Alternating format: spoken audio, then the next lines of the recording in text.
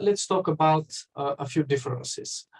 First, JUnit 4 requires a Java version of 5 or above, while JUnit 5 requires Java version of 8.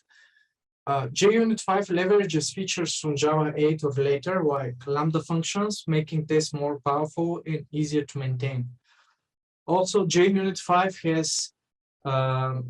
has added very useful new features for describing, organizing, and executing tests. For instance, tests can better display names and can be organized hierarchically. Also, JUnit 5 supports all popular build tools and IDEs, while for JUnit wasn't such the case. JUnit 5 is organized into multiple libraries, so only the features you need are imported into your project.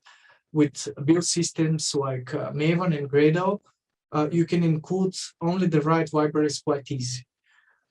And yeah, JUnit 4 is basically everything is composed and wrapped together.